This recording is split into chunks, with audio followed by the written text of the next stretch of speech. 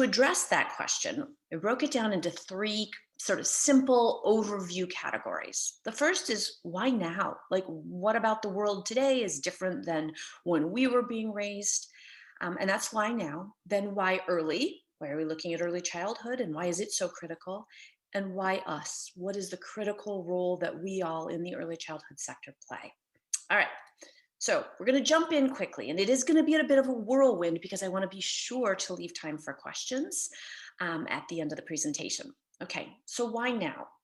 Let's think about the world that our children will live in. And I don't think it should come as a surprise to anyone if I make the observation that we have shifted from the industrial age to the information age or the digital age. The reason that's important to consider in the context of early childhood is think about what that might mean. What does it mean for the skills our kids will need when everyone, almost everyone, last billion people due to come online in the next couple decades here, when everyone has access to information, what does it mean for the skills that are important? Rote memorization becomes less important, and asking good questions becomes more important than just knowing the answers, things like that. Okay. The other thing I want to address is this idea of going from local and linear to global and exponential. Now, the idea of going from local, sort of a local way of thinking, to a global way of thinking, before the pandemic hit, I used to use several examples. You, where you are, or here where I am in the very center of the United States, none of us are going to be able to solve problems like the internet, right? Something going on in the internet at a local level because we're globally interconnected. The other thing I often used, which now has hit the world's consciousness, is the example of infectious diseases, because every infectious disease is only a plane ride away. And we know that we can't tackle things like a global pandemic by ourselves. Certainly, there's lots we can do at a local level, but we also now are so much more globally connected that we have to think globally, and that requires new skill sets or emphasis on skill sets that maybe we didn't focus on as much. And then we've also got this idea of going from linear to exponential. And again, pre-pandemic, I focused on the idea that it has been said that any sector or profession or entity that either is dependent on or makes use of technology is changing exponentially fast, because technology is changing exponentially fast. And then I would often jump in and I'd say, let me explain exponential for those of you who math wasn't your favorite subject, haven't thought about it in a while. And then the pandemic hit. And what we know is not only is technology changing exponentially quickly, but we also know that viruses can spread exponentially fast. And by exponential, all we're talking about is instead of increasing linearly from 1 to 2 to 3 to 4 to 5 to 6, we do things like doubling, right? So 1 to 2 to 4 to 8 to 16, which can seem at a very large curve, at the beginning of a very large curve, that can seem to kind of move in a linear way. And then we see the curve shoot up, because as we get to 16, 32, 64, 128, 256, all of a sudden the numbers shoot up, whether we're talking about viral spread or we're talking about technology. And the challenge there is, name to me a sector that does not make use of technology. So as we are, as a world, facing exponential change on multiple fronts, our brains are sort of wired, and we have long thought linearly. It's going to require some new skills and adaptability and being ready to move quickly and accommodate change. And lastly, as an observation, which I know you all are looking at at a community level, addressing issues, challenges, and opportunities, we have structured our societies based on silos of professions and companies and organizations and cultures.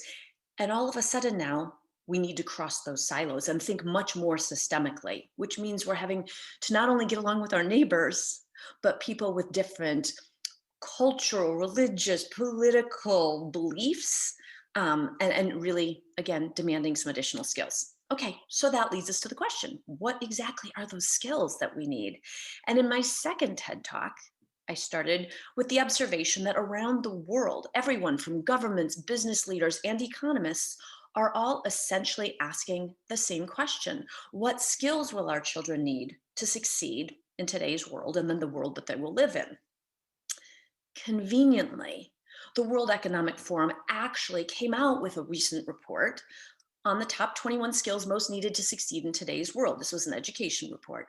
And as you see, you don't need to look at the specifics of what I'm showing you in terms of the columns, but pay attention to the purple, the orange, and the blue. So let's just say roughly a third, a third, a third.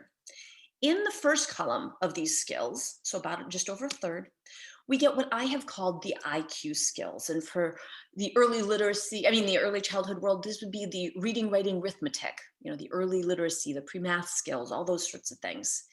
And you'll notice that they are all still very important. But I would suggest that sort of historically, we've really, especially in the developed world, focused, and actually kind of across all areas, focused on these skills. Still important, but we focused on them to the exclusion potentially of these others. And in the second and third columns, what you see were competencies and character qualities, we see those things being driven by two big reasons. One, global complexity, and two, rapid change, as we just discussed. So the question is, what are all these other skills? Now, because I am in the sort of the business of trying to compel people to understand, help them understand why it's so important to literally and figuratively value and invest in early childhood, I toss out a list of skills that gets every CEOs and business persons and economists and policymakers' attention. And that list is communication, collaboration, teamwork, adaptability, resilience, grit, perseverance, emotional intelligence, the ability to fail and adapt. And I have yet to have anyone stop me and say, yeah, those aren't the important skills. We don't care about those skills. Healthcare, education, business, policy, everyone cares about these soft, non-cognitive, and other skills. So now we've got a common goal. We care about these skills. The question then we want to address, and keep in mind, we call these soft, non-cognitive, and other skills. We're going to come back to that. But here's the question. Why am I talking about this in the context of early childhood? Why are we talking early when it comes to this laundry list of skills?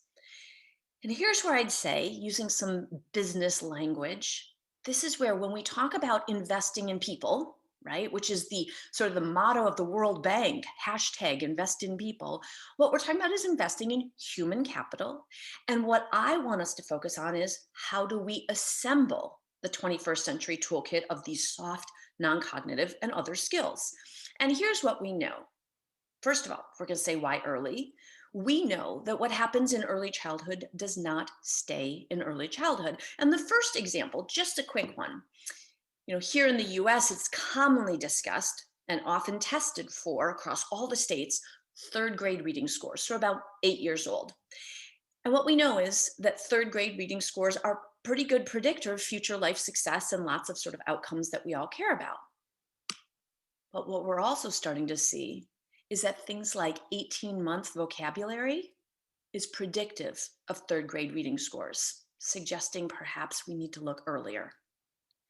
The other thing that we see is that 5-year-old social skills, I always say, playing nice and sharing, actually are really good predictors, really strong predictors of future life outcomes. And actually, in a study done by my colleagues at Penn State University looking at 20-year outcomes, we see things based on a 5-year-old's ability to share, play nice, those sorts of things. Things like increased graduation rate from high school, getting a college degree in early adulthood, having full-time employment by age 25, as well as a whole lot of other things we all care about. Decreased teen pregnancy, decreased drug use, ability to stay out of the juvenile justice system and having troubles there. Okay, that's one case for why early that is really compelling. Now we also can look at what is commonly referred to as the Heckman Curve. If you aren't familiar with James Heckman, he is a US-based Nobel Prize winning economist who now really focuses time on making the case from an economic standpoint for investing in early childhood. All I want you to know is on this curve, it is one of the more powerful curves to show people, even in a matter of just minutes discussing the topic, because on the y-axis, on the vertical, what we're talking about is an economic return, and I'm talking literal financial return on investment. And across the bottom of the screen, you see on the x-axis, starting at prenatal and going all the way throughout sort of the life course. What we see here is First of all, that it's never too late to learn new things. I always say this is um, the idea that you can teach an old dog new tricks. But if you are going to be strategic about where you are investing as a community, the largest return on investment occurs earliest. So the earlier the better in terms of large returns on investment, starting prenatally. Okay. Another way of looking at this, and this is another curve that we see and is available at the Center for Harvard Center on the Developing Child, is you see the blue line is the brain's ability to change in response to experiences, meaning how easy is it for the brain to literally change its structure and its function, okay? And the orange line is the amount of effort that it takes to cause those changes. And we're going to get into the brain science a bit more, but as you see, it's never too late. But what I often tell people, if we think about the brain like the wiring of a house, the electrical wiring, it is entirely possible to rewire a 100-year-old house, but it always costs more, takes longer, and never ends up quite as good as if you get the wiring in right before the walls go up. All right, so now we're going to jump down into the nitty gritty of early brain development, just as a quick overview. And here's what we now know, because the neuroscience is really strong and getting stronger every day. We know the baby brain is amazing. Born with over 100 billion brain cells, that's more than the number of stars in the Milky Way. And we know that about 85% of brain growth, not development, but brain growth, occurs in the first 3 years of life. So it represents a huge opportunity and an amazing period of growth. And to a level that we're talking about 1 million new neural connections, meaning connections between brain cells, neurons, being able to speak to each other and connect and send messages through synapses, so making connections, 1 million new neural connections per second. And what you see on the left side of the screen is those first few years, the dots are brain cells, neurons, and the connections, right, are the synapses, and they connect the neurons so they can communicate with each other. Up to about 2 years, you see it getting thicker and thicker, more connections, but it is not just a matter of he or she with the most connections wins when it comes to brain cells. In fact, it's the strength of those connections. And the concept from a very simple standpoint is you use it and it gets strengthened. And if you don't use it, it gets pruned away, right? Thinned out. And that's what we see at 4 and 6 years is a thinning out of those connections. And this process of brain development is fantastic if the things that you're using, like a child's using their brain for, involves talking, cooing, singing, playing, reading books, and all sorts of really sort of positive interactions in early childhood. What it does not do well is for those children who are facing poverty, adversity, all sorts of less than desirable circumstances, not being read to, not having those really foundational exposures in early childhood. Another way I like to just sort of give an overview about the brain development is to look at what we know about the different parts of the brain and how they develop. If you just look at the 3 curves, what we see is the first curve, that sort of orange-yellow color, represents vision and hearing. And we know that vision and hearing, right, the primary sensory inputs in the brain, those systems are online and functioning and taking all sorts of information in at birth. And you see that, again, increases, but it's present at birth. By 1 year of age, the second curve, the blue curve, represents language. And of course, all of these are dependent on each other. What babies see and hear helps inform their language development. And language development, because it comes online in the brain wiring so early, means that a lot of what we know about brain development, you often will see in the form of studies about language development. All right. Now, what happens with language and vision and hearing and the baby's ability to process what's going on around them, the brain is exquisitely attuned to what's going on in the environment around them. And based on those inputs, what we see is that by age 5, really an increase between ages 3 and 5, but that third red curve, we see a really big pickup in the ability of a baby or a child to think, reason, and communicate by age 5. And when we talk about thinking, reasoning, and communicating, we're talking about skills that are lifelong valuable to everyone.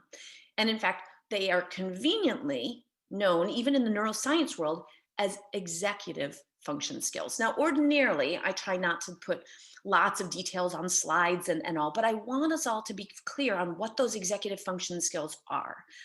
I'm not going to read the whole slide to you, but I want you to take a look and see what we're talking about from a basic sense is self-awareness, self-control, right? And that would be impulse control, cognitive flexibility, the ability to change mental gears, take in new information, make decisions based on that information, and working memory, because you need to have the ability to take information in and hold it in your memory long enough to use it to make decisions about what to do next. So this is the stop and think through your actions, think about what you know, take in new information, adjust accordingly. Those are executive function skills. And what we know about executive function skills is that they have a very rapid rate of development. In fact, the most rapid of any time in their life, in a person's life, between the ages of 3 and 5. Now, lots of people stop and think, oh no, I'm in trouble. My 10-year-old isn't really very good at those things yet. They don't stop and think through their actions. And I have to say, what were you thinking? But if you look at this slide, we see the most rapid rate of development between ages of 3 to 5. But these skills don't fully develop into the early or even maybe mid to late 20s. And we won't get into adolescence, but there is an imbalance between impulsive behaviors and those sort of more controlled executive function skill, stop, think through your actions behaviors in adolescence, which also is out of whack. But in early childhood, we start to see these skills really developing. The thing to know about executive function skills, among other things, and then their importance, is that they are housed in the prefrontal cortex, the part of the brain that actually is one of the areas of the brain that almost defines what makes us unique as humans. So in that prefrontal cortex is where we find executive function skills. Now you see on this image here, there's also the amygdala, and that is a core part of the brain, has existed for millennia. And what we know about the amygdala, among other things, is that it is related to sort of impulsive behaviors. Okay, so it's that fight or flight, quick just act. If you're threatened, you run. That kind of behavior. And from a sort of evolutionary standpoint, this makes good sense because, as much as we all think we want lots of executive function skills, we want all kids to learn to stop and think through their actions and make their decisions accordingly. If you're being chased by a saber-toothed tiger and you stop to think, I wonder how hungry he is, did he eat lunch today? If I'm standing with my friend here and my friend can't run as fast as I can, then maybe as long as I just run sort of fast, but faster than my friend, you know what happens?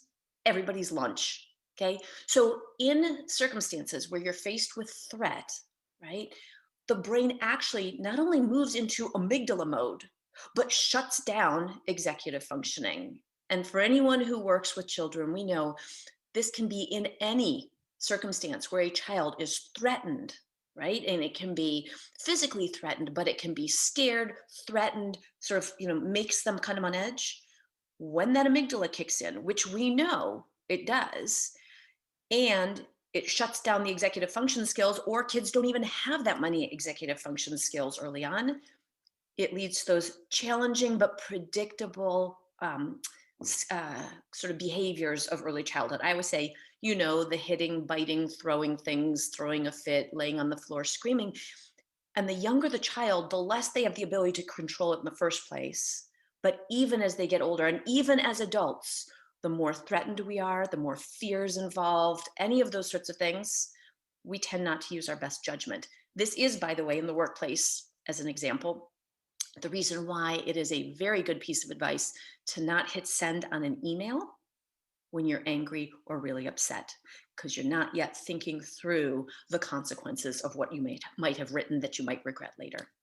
All right, so I'm going to jump into why us, and then I really want to spend just some time introducing you to a way of thinking about these skills that you can apply across your life, right? For early childhood, about working with others across sectors.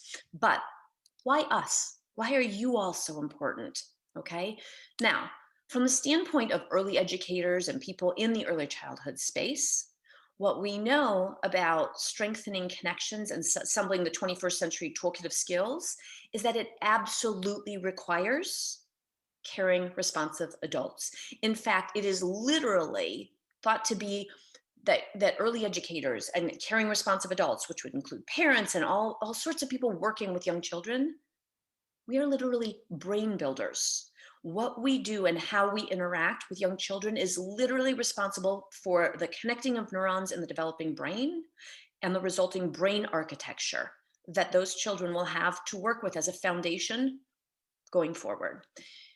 The other way of you may hear about it is socially gated learning. And in fact, there's always been this idea, myself included, I always thought babies' brains are like sponges. And what we find is from one of the top baby brain researchers here in the US, Pat Levitt at UCLA, babies' brains are not, in fact, sponges because sponges soak up everything around them, right? You put them in water, they soak it up.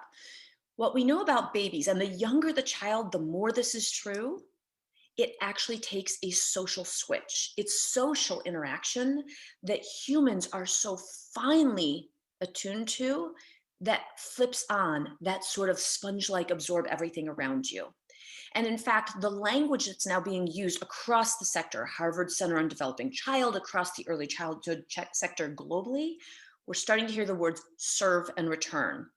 Think of a tennis match, the back and forth interactions, which can be as simple as smiling and cooing and engaging with a baby, is literally what we're talking about, connecting neurons in the developing brain.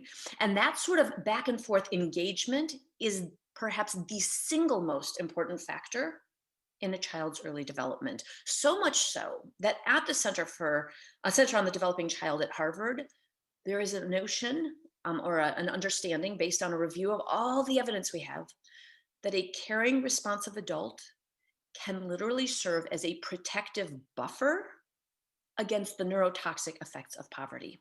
That's how powerful the role of an early educator or a chief engagement officer is. All right, but why us doesn't just have to apply to early educators. When I first started talking, that's what I was focused on. But just as a quick example, in the pediatric world, which is clearly focused, I am a spokesperson for the American Academy of Pediatrics. We are focused as a sector on early brain and child development, poverty, epigenetics, all these things around life trajectories for kids.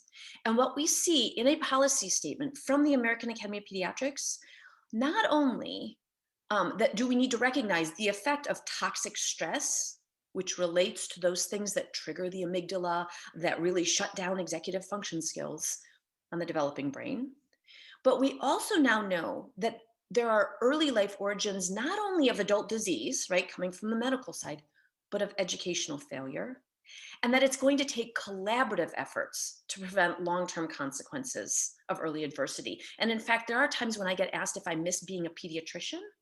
And what I tell people is that all of what I'm talking about is as relevant and the focal point in the area of pediatrics as it is in the world of early childhood education, and all these other areas. I won't belabor the point except to say that in using the framework and the presentation I've just given you and the framework I'm about to present, this is absolutely relevant to the business world as well. And when we're talking about trying to find allies, how we cross sectors and silos and work together around the shared, interest and value around investing in early childhood, the business world's picking up on it as well. Here you see another very renowned economist who literally says, think of early childhood development as economic development.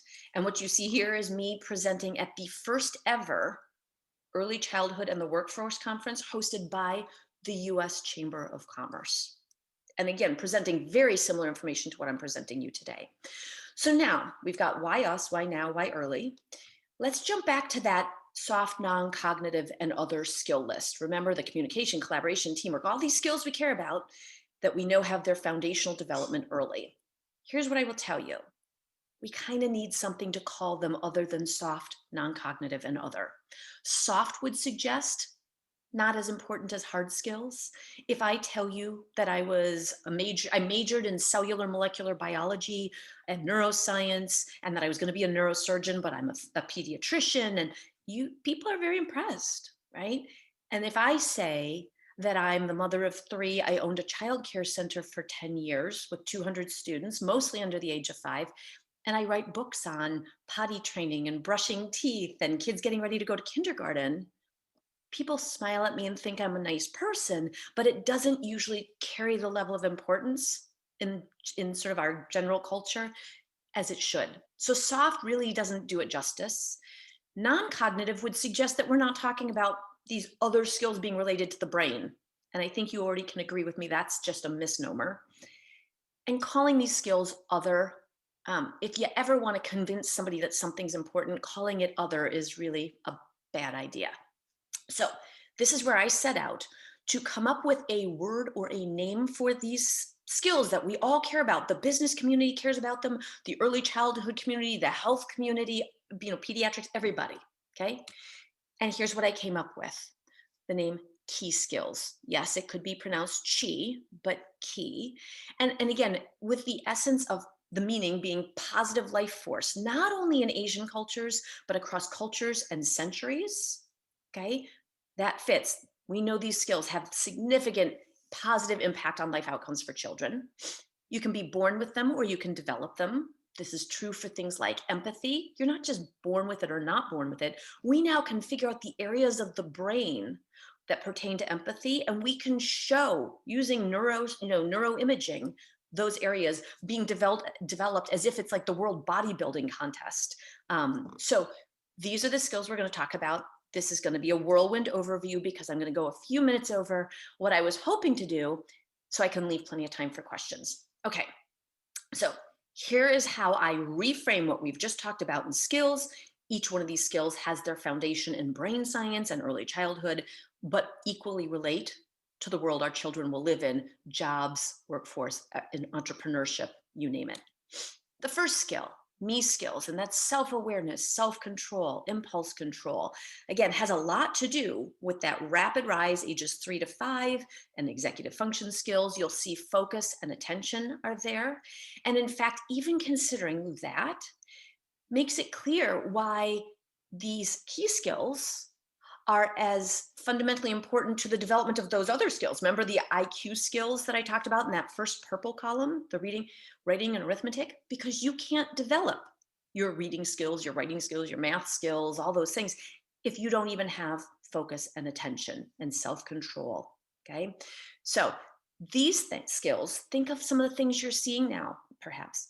Mindfulness, mindful breathing, belly breathing with 3-year-olds. This is the stop, get control of yourself, take some breaths in and out. And as soon as you can control yourself, think to yourself, you are literally helping children learn how to switch their brain back from amygdala mode, impulsive, calming them back down again.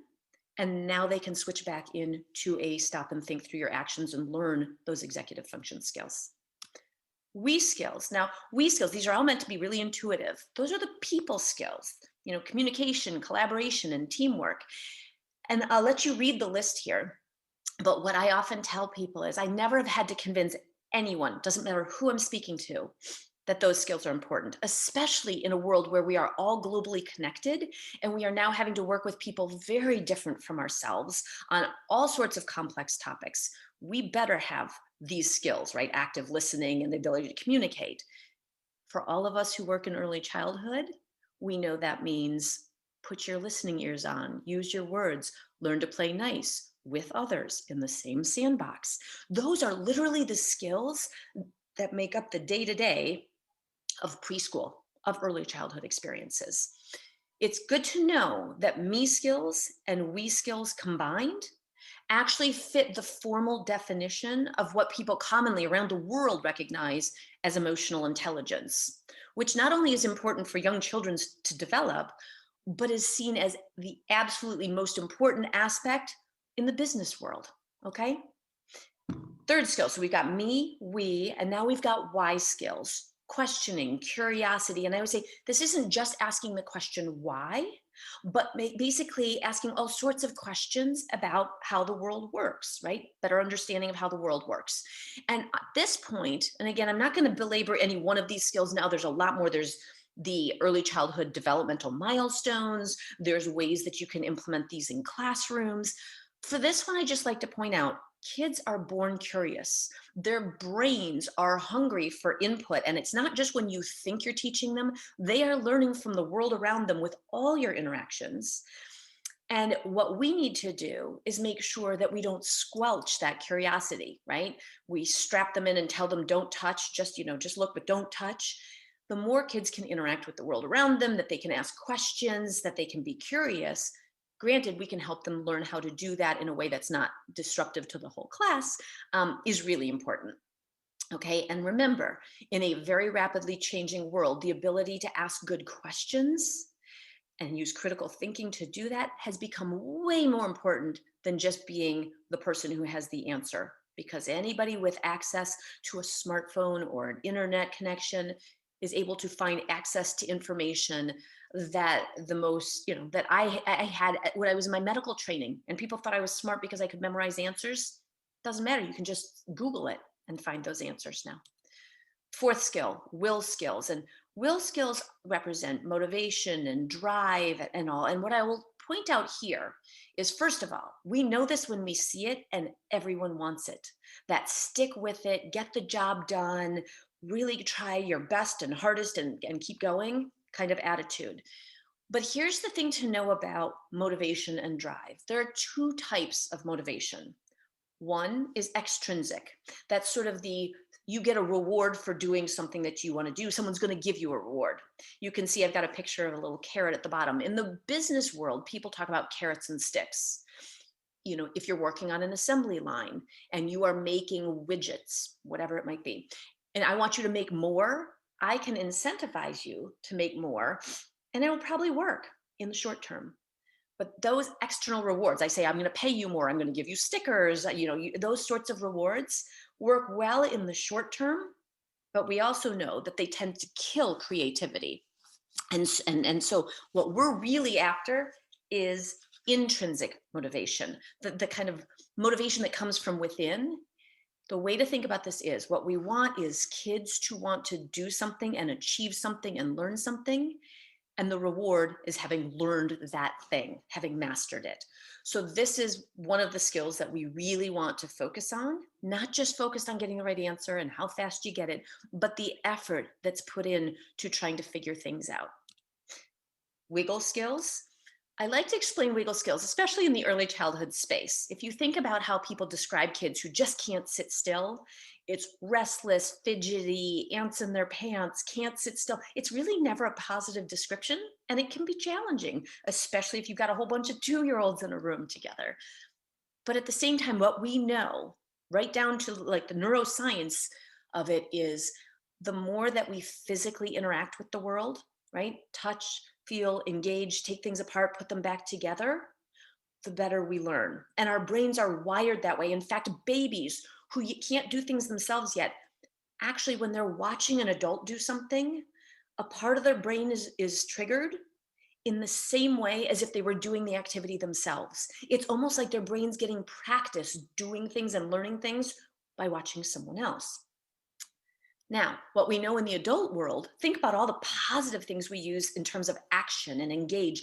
Agile, movers and shakers, people who take action, set stretch goals, actively reach for the stars. They're all action words. So what we need to do, and this is where I referred to it earlier, we need to make sure we don't just strap kids in, tell them not to touch things because it makes our lives easier. We can make them safe that way. We need to find ways to let them safely engage with the world around them. Touch, feel, engage with the world. And in fact, what we know is this is universally how the top innovators in the world are described.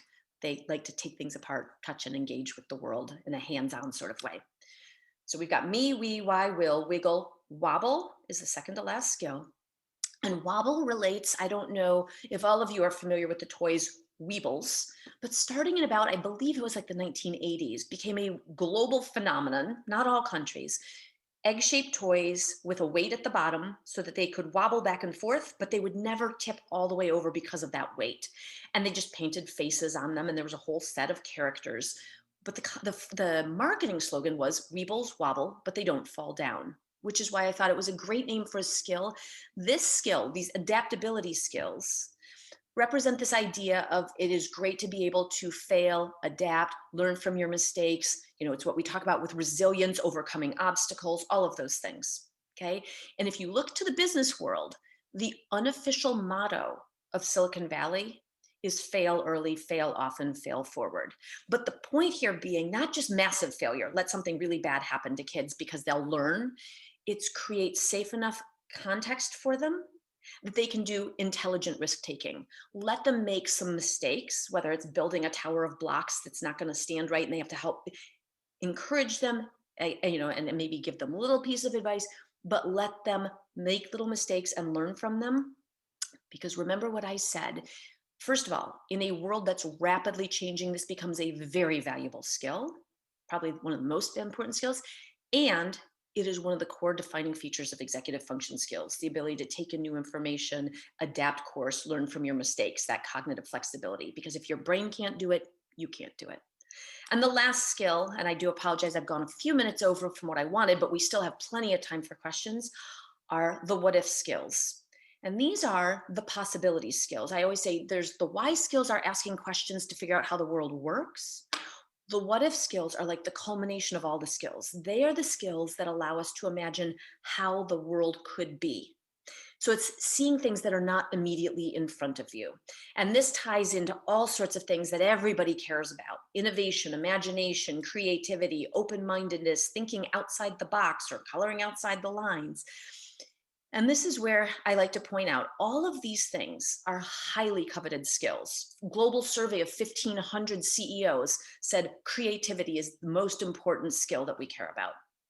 But you'll notice at the bottom of this, and by the way, there is an area of the brain that is engaged when you're thinking about sort of this imagination, creativity sorts of things, that is not engaged in other activities. So we know there's a part of the brain that makes us uniquely human, that we can imagine these things. And if we can imagine it, we can build it kind of things. It is engaged with reading aloud to children, but not when they watch television and those sorts of things. But I'm going to leave you with a final thought, and that is, it also represents hope, the ability to imagine a better world or circumstance than the one you're born into or you are facing.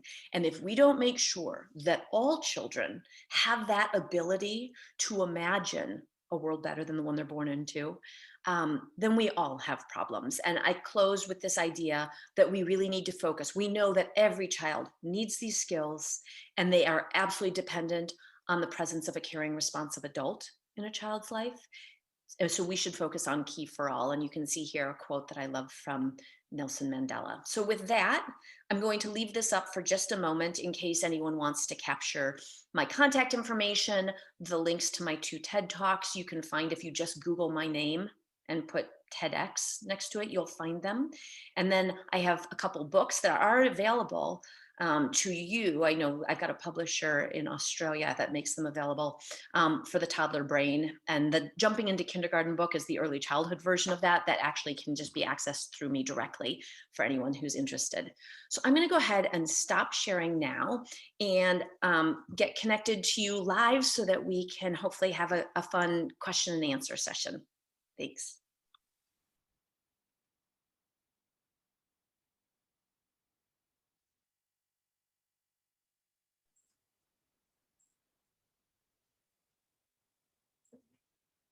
There we are. Thank you so much, Dr. Laura. That was a really insightful presentation. So much information there that's in the head at the moment to take on. We have got someone asking that it was such an amazing presentation. Is there going to be a document with what you have said uploaded anywhere? So I'm not sure. We'll check behind the scenes whether or not we can upload that. But of course, the video has been recorded, so that will be available for you to watch as well in the near future. Dr. Laura, I've got a question for you. Are you aware of the HIPPY program? Yeah, so Hippie, I am familiar with it. I believe it started in the United States, but this idea of home visitation, right, and helping parents of preschoolers. Hippie and other programs like it are designed around the same core concepts that I've been describing that you just heard.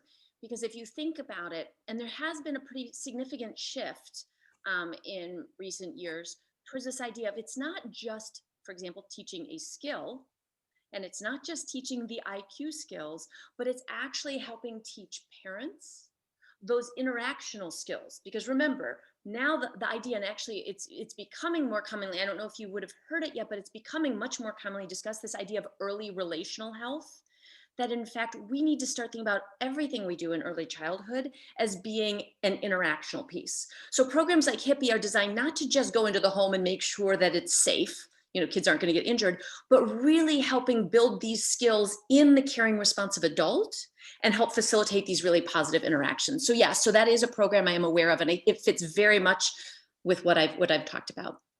Yeah, so Aparna's asking, do you think that educating the preschools and kindergarten teachers on this program might actually help address some of the issues that you've discussed?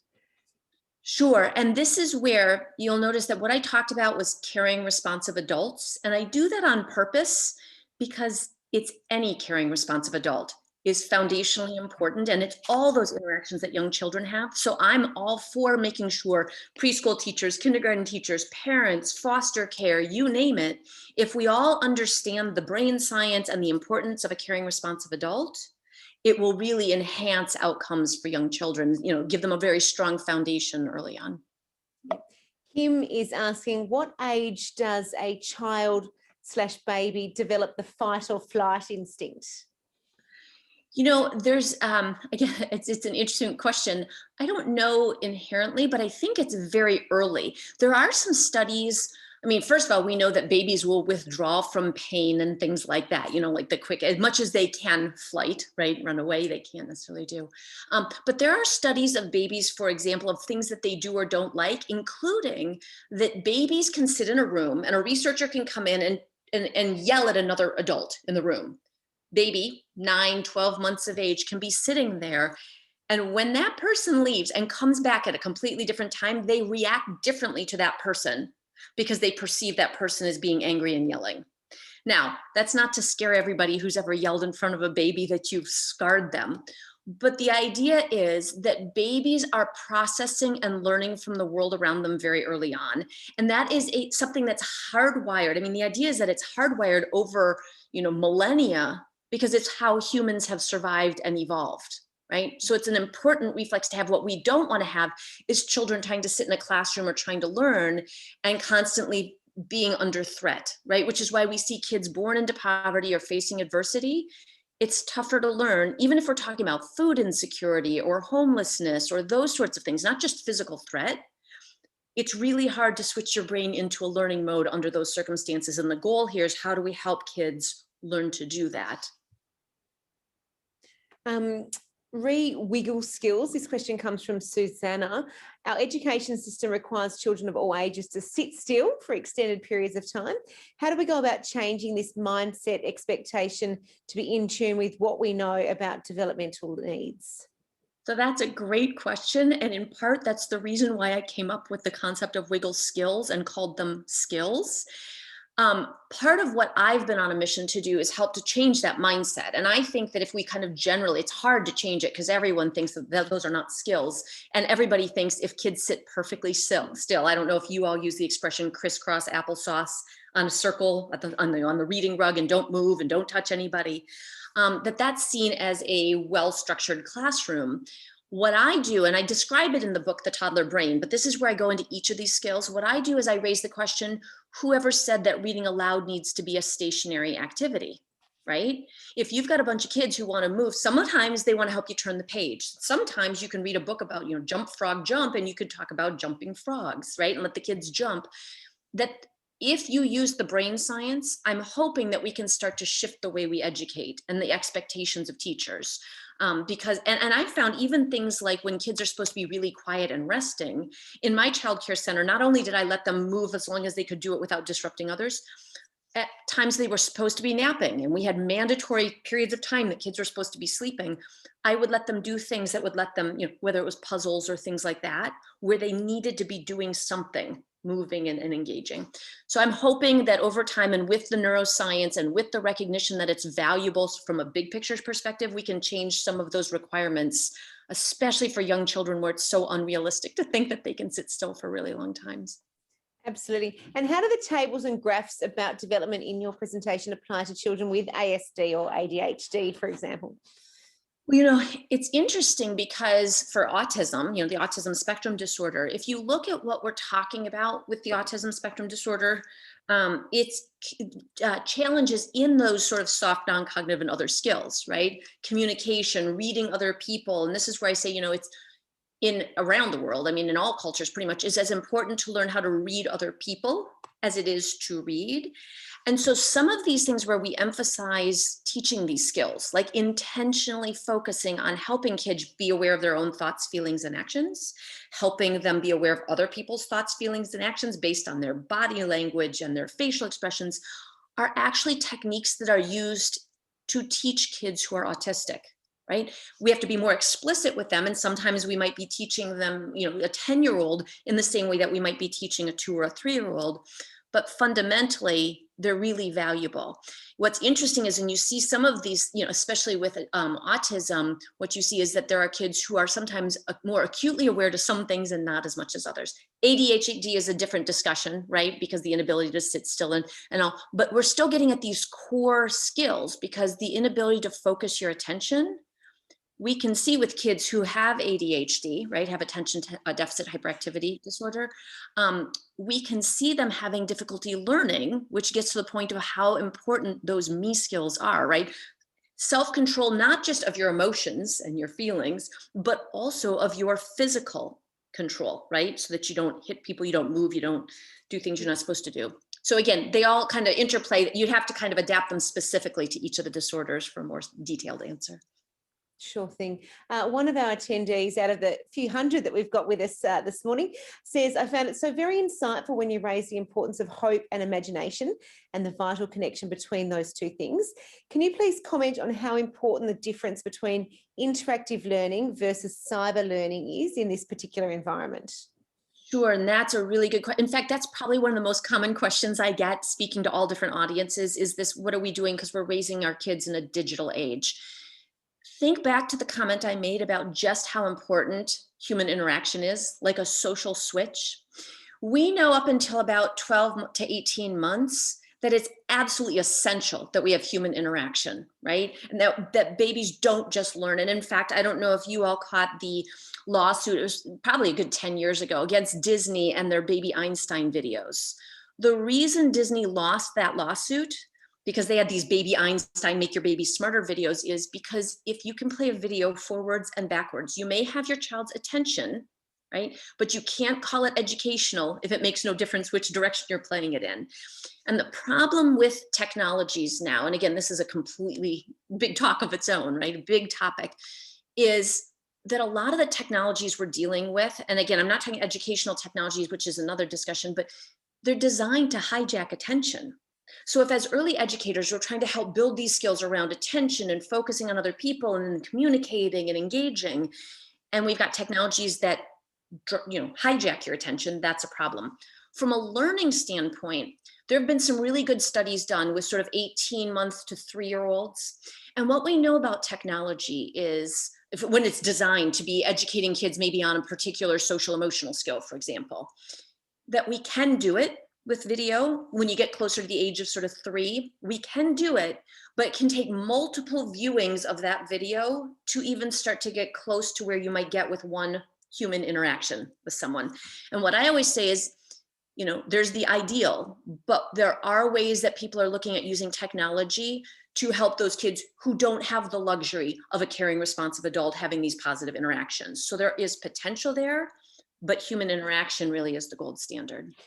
And should we be concerned, or are you worried that perhaps all of this different online learning that we're experiencing now with COVID and the changes in technology that we're seeing, that the wiring of children's brains might actually become different?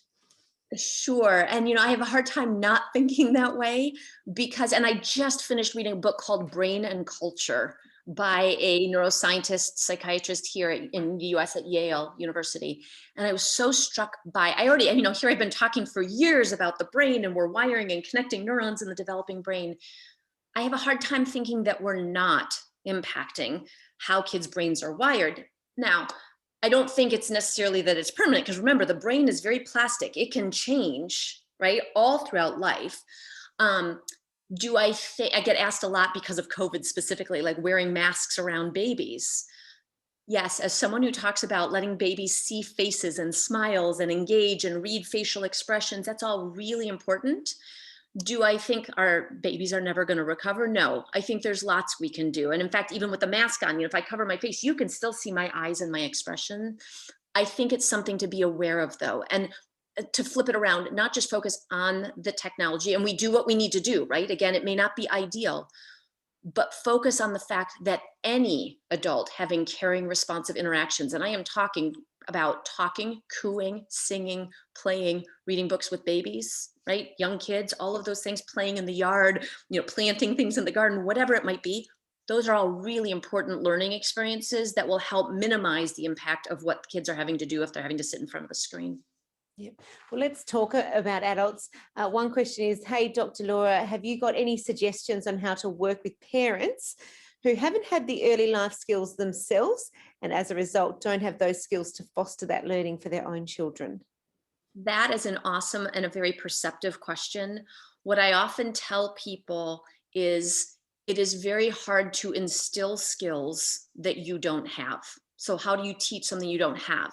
And that is where programs like the home visitation programs, Hippie and others, parents as teachers, and again, I know more about what's in the US, but these programs now where you see it shifting towards the caregiver, not just the child, are really critical because you can teach those skills, right? Part of the goal of the key skills were to make them so sort of intuitive and obvious that people who've never thought about it, who may not have been parented that way, who may not have gone to quality childcare, whatever it is, can still see how positive those things are. And you can see it in everyday interaction. So absolutely, you can be taught those skills.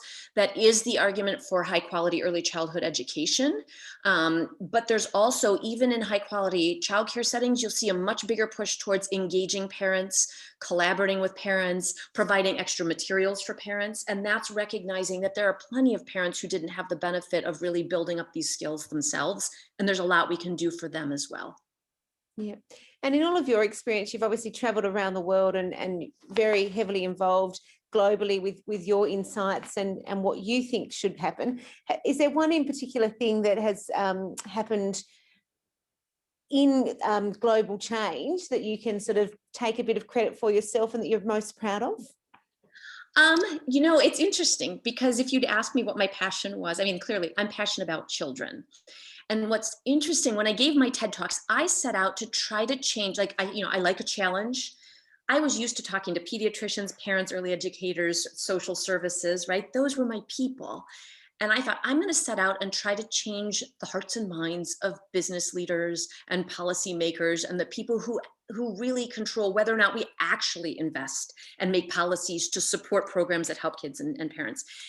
And that's where I'm starting to see a difference. When I tell people, like when I present at the US Chamber or I present at the World Bank's annual meeting, that's not like, yay for me, look what I did. It's getting through to people. And I would like to think that I have been one of those, because not that many people were tackling that space. There's a lot to deal with just within early childhood, right? How do we get schools not to require kids to sit still for too long? How do you go out and get people who are business leaders, CEOs of Fortune 100 companies to say, wow, this is really important? And I'd like to say I'm seeing a shift there. I'm getting more and more interest. I got asked last month to present to the British Parliament the case for changing their investments in early childhood. And a lot of this coming to light more for people because of the pandemic. But that's where, again, I'd like to say I'm trying to move the needle. I'm not the only one, but in that area where I thought it was neglected and that we needed to make a really strong case, I am seeing lots of interest, including in Tasmania, Australia, New Zealand, like all in your part. I've been invited out to all these places. And a lot of times it's the business leaders who are inviting me or the government inviting me because they want to understand this They see the value of what you all and what we all are trying to do. And now all of a sudden we can be much more collaborative and have a lot more allies in our efforts to support children and families. Well, all of your efforts are certainly appreciated. And just a few little bits of feedback before we finish up. This video is amazing and extremely useful and interesting. Thank you so much. Not a question, but it's given me loads of ideas moving forward when attempting to inspire our children to engage and succeed. Thank you so much. So I think unless I haven't seen any more questions pop up recently. So a big thank you to you, Dr. Laura, for staying up late in Nebraska to speak with us today. We certainly have appreciated the role that you've played in our conference this morning here in Tassie. The only thing better would have been to join you in person, but I hope you all stay well, and I'll look forward to my next trip out. That sounds wonderful. We look forward to welcoming you with wide open arms when that's possible. Thank you.